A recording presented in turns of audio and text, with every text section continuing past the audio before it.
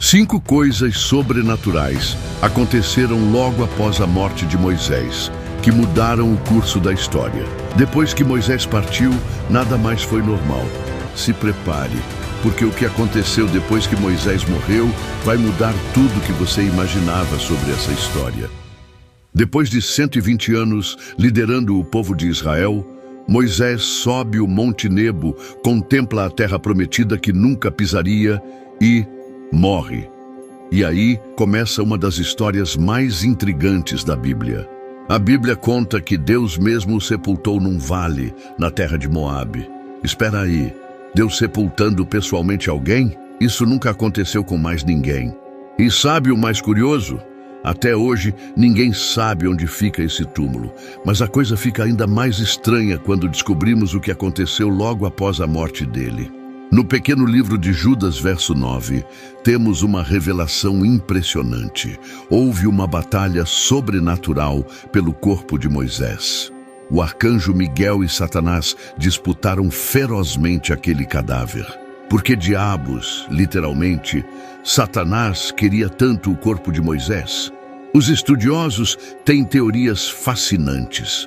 Alguns dizem que o diabo planejava fazer do túmulo um local de adoração, desviando o povo de Deus. Imagine só, o homem que falava face a face com Deus virando um ídolo. E tem mais. Lembra que Moisés havia pecado ao bater na rocha quando deveria apenas falar? Satanás provavelmente argumentava que tinha direito sobre aquele corpo por causa desse pecado. Mas Miguel, o príncipe dos anjos, não se intimidou. A batalha foi tão intensa que Miguel precisou invocar o próprio Deus, dizendo: "O Senhor te repreenda." O resultado? O corpo de Moisés desapareceu completamente. Deus o escondeu de tal forma que nenhum arqueólogo, nenhum explorador, nenhum caçador de tesouros jamais encontrou. E olha que não foi por falta de tentativa. Esse mistério dura há mais de 3.400 anos. Ninguém nunca encontrou o corpo ou o túmulo de Moisés. Alguns estudiosos da Bíblia acreditam que havia um motivo especial para isso. Anos depois, segundo o Novo Testamento, aconteceu algo surpreendente. Moisés apareceu vivo, conversando com Jesus numa montanha. Como alguém que morreu há tanto tempo poderia aparecer assim? Esse é mais um mistério que envolve a morte de Moisés. Para quem não é religioso, fica a pergunta: por que esconder tão bem um túmulo? A morte de Moisés não foi apenas o fim de uma era. Foi o início de uma série de eventos sobrenaturais que mudaria completamente o destino de Israel. O desaparecimento de seu corpo foi apenas o primeiro sinal de que algo extraordinário estava acontecendo.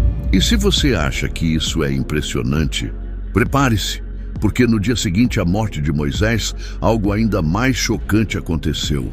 O alimento que caía do céu todas as manhãs há 40 anos simplesmente parou de cair. Como Israel sobreviveria agora? Se você acredita que Deus protege seus servos mesmo depois da morte, comente: Deus é fiel. Era como se o céu tivesse fechado suas despensas de repente. Na manhã seguinte à morte de Moisés, o povo de Israel acordou com uma surpresa que ninguém esperava. O chão estava limpo, nada de maná. Aquele pão que caía do céu todos os dias, sem falta por 40 anos, simplesmente parou. Imagine a cena: milhões de pessoas saindo de suas tendas com seus cestos vazios, procurando o alimento diário que sempre esteve ali. Mas naquela manhã só encontraram areia e pedras. O pânico tomou conta do acampamento. Como vamos sobreviver agora? Era a pergunta que ecoava por todos os lados. Durante 40 anos, o maná foi a principal fonte de alimento de todo um povo. Era uma substância branca, com gosto de mel, que aparecia todas as manhãs como orvalho. Bastava sair, coletar e comer. Ninguém precisava plantar, colher ou trabalhar duro. Era literalmente comida do céu. Mas com a morte de Moisés e a entrada na terra prometida, tudo mudou. O maná parou de cair exatamente quando pisaram do outro lado do Rio Jordão. Foi como se Deus dissesse: agora vocês têm terra. Agora vocês trabalham. A transição foi brutal. Um povo que nunca precisou cultivar nada, agora precisava aprender agricultura do zero. Pessoas que só conheciam a rotina de coletar maná, agora precisavam arar, plantar, esperar e colher. O desespero era tanto que muitos começaram a murmurar contra Josué, o novo líder. Com Moisés, tínhamos comida garantida, reclamavam alguns. Por que Deus nos abandonou? Questionavam outros. Mas Josué manteve a calma e explicou. A terra prometida era uma terra de fartura, mas exigia esforço. O tempo dos milagres diários havia acabado. Agora era tempo de trabalhar a terra que manava leite e mel. Os primeiros meses foram os mais difíceis. O povo teve que racionar o maná que tinham guardado enquanto aprendiam a cultivar. Muitos passaram fome. Outros voltaram a comer coisas que comiam no Egito. Foi um choque cultural e econômico tremendo. Mas algo extraordinário aconteceu. Quando fizeram a primeira colheita, descobriram que a terra era mesmo abençoada. O trigo crescia mais alto, as frutas eram mais doces, as oliveiras produziam mais azeite. Era como se a terra compensasse os 40 anos de espera. Ainda assim, muitos sentiam falta do maná. Havia algo de especial em receber comida direto do céu. Era uma conexão diária com o divino, um lembrete constante de que Deus cuidava deles. Agora, essa conexão precisava ser mantida de outras formas. O fim do maná marcou uma mudança profunda na relação entre Deus e seu povo. Não era mais uma relação de dependência infantil, mas de parceria adulta. Deus dava a terra, o povo trabalhava nela. Deus abençoava, o povo administrava. Curiosamente, o último pote de maná foi guardado como relíquia dentro da Arca da Aliança. Era um lembrete para as futuras gerações de que houve um tempo em que o céu alimentou a terra diariamente. Um tempo que acabou com a morte de Moisés. Esse evento ensinou uma lição valiosa. Nem sempre o fim de um milagre é um abandono. Às vezes, é um sinal de maturidade. O povo de Israel estava pronto para uma nova fase. Uma fase onde a fé se manifestaria não em esperar o maná cair, mas em trabalhar a terra, confiando que Deus abençoaria o esforço. E se você achou isso impactante, prepare-se, porque a morte de Moisés mudou algo ainda mais fundamental: a forma como Deus falava com seu povo. Nunca mais alguém conversaria face a face com o Criador.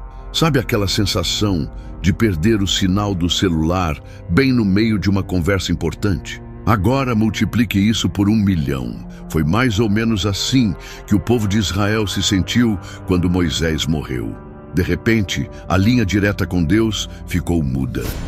Durante 40 anos, Moisés tinha um privilégio que ninguém mais teve na história. Ele conversava com Deus face a face, como amigos conversam. Quando o povo tinha dúvidas, Moisés subia a montanha e voltava com as respostas. Quando surgiam problemas, ele entrava na tenda do encontro e saía com soluções divinas. Era como ter um telefone direto para o céu. Mas com a morte de Moisés, esse canal exclusivo se fechou. Josué, o novo líder, não tinha o mesmo tipo de acesso. E isso criou uma crise sem precedentes. Como vamos saber o que fazer agora? O povo se perguntava. Quem vai falar com Deus por nós? A ansiedade tomou conta do acampamento. Decisões importantes precisavam ser tomadas. Como conquistar a terra, como dividir os territórios, como julgar disputas. Sem Moisés, quem daria as respostas? Foi aí que entrou em cena um novo sistema de comunicação. Urim e Tumim eram 2 pedras misteriosas guardadas no peitoral do sumo sacerdote. Funcionavam como uma espécie de dado divino. Quando consultadas, davam respostas de sim ou não para questões específicas. Imagine a mudança de conversas detalhadas e diretas com Deus para respostas binárias através de pedras. Era como trocar um smartphone por sinais de fumaça. O povo teve que se adaptar a essa nova realidade, aprendendo a formular perguntas que pudessem ser respondidas com sim ou não. Mas não parou por aí. Os profetas começaram a surgir como nova forma de comunicação divina. Diferentes de Moisés, eles não conversavam diretamente com Deus, mas recebiam visões, sonhos e mensagens que precisavam interpretar. Era um processo mais complexo e muitas vezes mais confuso. Essa mudança gerou conflitos sérios. Muitos se diziam profetas, mas como saber quem era verdadeiro? Sem Moisés para confirmar, o povo ficava vulnerável a falsos mensageiros. Começaram a surgir critérios para testar profetas. Suas profecias tinham que se cumprir, não podiam contradizer a lei de Moisés e não podiam levar o povo a adorar outros deuses. A ausência da comunicação direta também mudou a forma como o povo se relacionava com Deus. Antes, sabiam que qualquer problema podia ser levado a Moisés e ele traria uma resposta divina. Agora, precisavam aprender a confiar mais na lei escrita e menos em revelações constantes. Os sacerdotes ganharam muito mais importância. Eram eles que consultavam o Urim e Tumim, interpretavam a lei e mediavam entre Deus e o povo. O poder religioso, antes centralizado em Moisés, agora se distribuía entre várias figuras. Curiosamente, essa mudança forçou o povo a amadurecer espiritualmente. Sem um intermediário constante, precisaram desenvolver uma relação mais pessoal com Deus. A oração individual ganhou importância. A meditação na lei se tornou essencial. Era como sair da casa dos pais e aprender a se virar sozinho. Alguns estudiosos acreditam que essa transição foi necessária para preparar o povo para o futuro. Se continuassem dependendo de um único mediador, nunca desenvolveriam maturidade espiritual. A morte de Moisés forçou uma evolução na fé de Israel. O impacto dessa mudança foi tão profundo que influenciou toda a história religiosa posterior. O modelo de profetas, sacerdotes e escrituras sagradas, que surgiu após a morte de Moisés, se tornou a base para muitas religiões modernas. E quando você pensava que não podia ficar mais dramático, a ausência de Moisés quase provocou algo impensável: uma guerra civil entre as próprias tribos de Israel. O que aconteceu foi tão sério que quase destruiu a nação antes mesmo dela começar. Se você já sentiu que Deus mudou a forma de falar com você, comente. Deus fala de muitas formas. Mal o corpo de Moisés sumiu e as tribos de Israel já estavam à beira de se matarem. Não é exagero, quase rolou uma guerra civil que teria destruído a nação antes mesmo dela existir oficialmente, e tudo por causa de um altar. Veja só a confusão. As tribos de Ruben, Gade e metade de Manassés tinham recebido suas terras do lado leste do Rio Jordão. Quando Moisés ainda era vivo, ele tinha concordado com isso, desde que elas ajudassem as outras tribos a conquistar o resto da terra prometida. Promessa cumprida, batalhas vencidas, essas tribos voltaram para suas terras do outro lado do rio. Até aí tudo bem. Mas então elas fizeram algo que quase causou um banho de sangue. Construíram um altar gigantesco na margem do Jordão. As outras tribos surtaram. Como assim construir um altar? Só pode haver um altar no tabernáculo. Isso é traição, isso é idolatria. Em questão de horas, formou-se um exército. Milhares de homens armados, prontos para massacrar seus próprios irmãos. A tensão era palpável. Sem Moisés para mediar, ninguém sabia como resolver isso. Josué estava sobrecarregado. O povo estava dividido. Parecia que décadas de união no deserto iam terminar em tragédia. Mas aí aconteceu algo que salvou Israel. Em vez de atacar imediatamente, enviaram uma delegação liderada por Finéias, filho do sumo sacerdote. O que significa esse altar? Vocês estão nos traindo? Abandonando o Deus de Israel? A resposta das tribos do leste foi surpreendente. Não construímos esse altar para sacrifícios. É apenas um memorial, uma testemunha. Temos medo que no futuro seus filhos digam aos nossos: vocês do outro lado do rio não pertencem a Israel. Este altar é prova de que somos um só povo. A explicação fez sentido, mas a desconfiança permaneceu. Esse episódio revelou fraturas profundas na unidade de Israel. Sem a autoridade incontestável de Moisés, cada tribo começou a agir por conta própria. As decisões se tornaram mais democráticas, mas também mais caóticas. Outros conflitos menores começaram a surgir. Disputas por território, por água, por pastagens. Cada tribo queria o melhor para si. O espírito de união, que manteve o povo junto por 40 anos no deserto, começava a se desfazer. Josué percebeu o perigo e convocou uma grande assembleia. Todas as tribos foram chamadas. Era preciso estabelecer novas regras, novos acordos. Sem Moisés, precisavam encontrar outras formas de manter a unidade. Foi nessa assembleia que nasceu o sistema de anciãos tribais. Cada tribo teria seus representantes que se reuniriam regularmente para resolver disputas. Era o início de uma forma primitiva de governo descentralizado. Mas o trauma daquela quase guerra civil marcou profundamente a nação. As tribos do leste sempre foram vistas com certa desconfiança. Nos séculos seguintes, foram as primeiras a serem conquistadas por inimigos, as primeiras a perder sua identidade israelita. Esse episódio mostrou como a morte de Moisés criou um vácuo de poder perigoso. Um líder carismático e respeitado por todos havia partido, deixando um povo acostumado a obedecer sem questionar. Agora precisavam aprender a dialogar, negociar, fazer política. A ironia é que Moisés passou 40 anos preparando o povo para a terra prometida, mas não os preparou para viver sem ele. Talvez achasse que Josué seria suficiente. Talvez não imaginasse que sua ausência causaria tanto impacto. O altar da discórdia acabou recebendo um nome. Ed, que significa testemunha. Ficou ali por séculos, lembrando a todos do dia em que Israel quase se autodestruiu. Um monumento não à união, mas à fragilidade das relações humanas sem uma liderança forte. E o mais impressionante ainda estava por vir.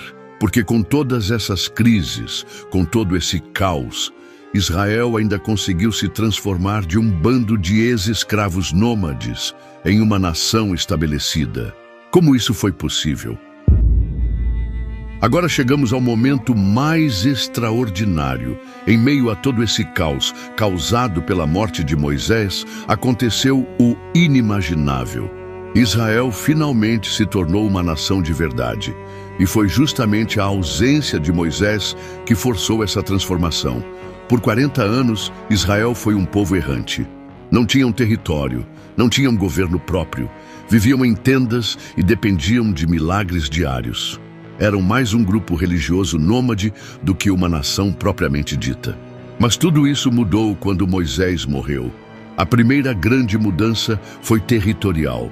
Sem a liderança centralizadora de Moisés, cada tribo teve que assumir responsabilidade por seu próprio pedaço de terra. Josué dividiu Canaã entre as tribos através de sorteio, um método que evitou favoritismos e conflitos. De repente, pessoas que nunca tiveram casa própria se tornaram proprietárias de terras. Famílias que viveram em tendas por gerações começaram a construir casas de pedra. Pastores nômades viraram agricultores sedentários. Foi uma revolução social sem precedentes. Mas a mudança mais profunda foi política. As leis que Moisés recebeu no Sinai deixaram de ser apenas mandamentos religiosos e se tornaram a constituição de uma nação. Sem Moisés, para interpretar cada caso, o povo precisou criar um sistema judicial. Surgiram os juízes locais, escolhidos entre os anciãos de cada cidade. Para casos mais complexos, havia tribunais regionais. E para questões que afetavam toda a nação, um conselho de anciãos se reunia. Era o início de um sistema legal estruturado. A economia também se transformou. No deserto, tudo era compartilhado. O maná era distribuído igualmente. As ofertas sustentavam os levitas. Não havia comércio. Agora, com terras próprias, surgiu a propriedade privada, o comércio, os mercados. Israel entrou na economia do antigo Oriente Médio, culturalmente, a mudança foi radical. Um povo que vivia isolado no deserto agora convivia com cananeus, fenícios, filisteus. Novas tecnologias foram aprendidas: metalurgia, construção, navegação. A língua hebraica absorveu palavras estrangeiras. A culinária se diversificou. Militarmente, deixaram de ser uma horda desorganizada e se tornaram uma confederação de tribos com milícias próprias. Cada tribo defendia seu território, mas se uniam contra ameaças externas. Foi o embrião do futuro exército de Israel. Religiosamente, o culto se descentralizou. Enquanto o tabernáculo permanecia em Siló como centro principal, surgiram altares locais, lugares altos, santuários tribais. Isso causaria problemas no futuro, mas inicialmente ajudou a consolidar a presença israelita na terra. O mais fascinante é que toda essa transformação aconteceu porque Moisés não estava mais lá. Sua ausência forçou o povo a amadurecer, a tomar decisões, a se organizar. Foi como um filho que só aprende a andar quando os pais soltam sua mão. Estudiosos chamam esse período de Era dos Juízes e durou cerca de 200 anos. Foi uma época turbulenta, com altos e baixos, vitórias e derrotas. Mas foi nesse período que Israel desenvolveu sua identidade nacional única. A ironia é que Moisés passou a vida toda tentando criar uma nação, mas foi sua morte que finalmente permitiu que isso acontecesse. Às vezes, o maior legado de um líder é saber quando partir, permitindo que outros cresçam. Assim, das cinzas da perda de Moisés, nasceu Israel como nação, um povo que aprendeu a caminhar com as próprias pernas, mantendo viva a memória e os ensinamentos de seu grande líder, mas construindo seu próprio destino. Agora que você viu como a morte de Moisés mudou completamente a história de Israel, clique no vídeo na tela. Você vai descobrir o fim trágico e o último pedido dos apóstolos antes de morrer. Uma história ainda mais impressionante está te esperando. Clique agora no vídeo na tela.